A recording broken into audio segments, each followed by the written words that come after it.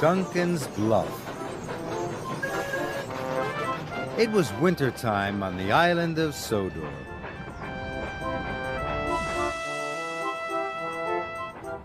Duncan was busy puffing through the white mountains and the frosty forests. He was proud to be a narrow-gauge engine.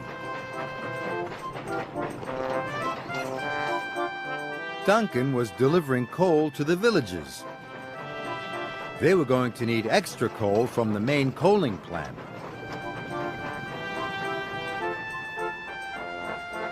So James and Thomas brought coal to the wharf. Duncan chuffed in to talk to James. You were a long time getting here, teased Duncan.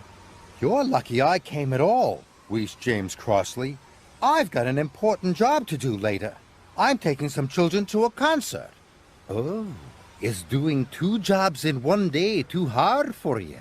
Duncan chuffed cheekily. Ha, snorted James. I can do more jobs in one day than you can. I'm really useful. This made Duncan cross. How about a wee contest, chuffed Duncan. I bet I can take more coal to the villages faster than you can deliver it. All right, puffed James. You're on. I'll show you who's fastest, chuffed Duncan. But Duncan was worried. James was big and strong. I hope I can be as fast as James, he puffed nervously. So Duncan delivered all his coal as fast as he could. Must be James. Must be James, he puffed. But when Duncan arrived back at the wharf, James was waiting for him. I told you mainline engines were the fastest, teased James. Duncan looked at the long line of freight cars. There was plenty of coal for the villages there, but Duncan didn't want to lose. Oh, is this all you brought? He tooted. The villagers need lots more coal than that. Then I'll bring more coal than you have ever seen, huffed James. James raced back to the coaling plant. And Duncan delivered the coal to the villages. Now all the villages had plenty of coal. Duncan puffed back to the wharf. But when Duncan arrived at the wharf, there were still lots more coal cars waiting. So Duncan decided to play a trick. I'll hide the coal cars before James gets back, he puffed.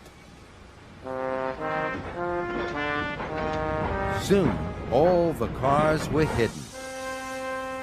Now James will think I've delivered all the coal. Duncan chuffed cheerfully. James had collected lots more freight cars from the coaling plant.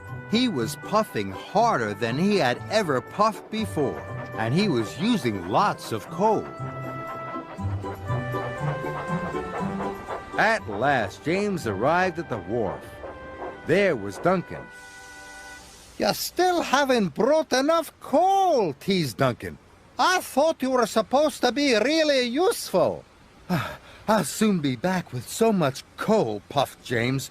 It will take you all winter to deliver it. Oh, we'll see, puffed Duncan. James still had to take the children to the concert, but he had been puffing so hard he had used up all the coal in his tender, and soon he ground to a halt.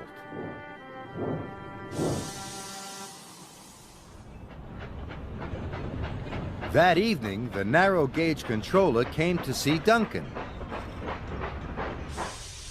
James is stuck. He has run out of coal, he announced. Now he won't be able to take the children to the concert. Duncan felt terrible.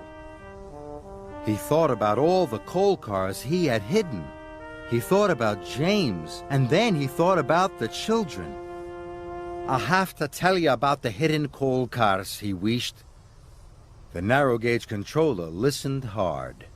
You have caused delay and confusion, he said slowly. But you have told the truth.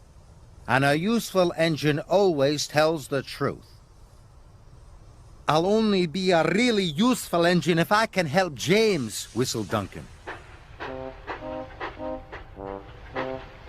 So Duncan collected one of the coal cars he had hidden.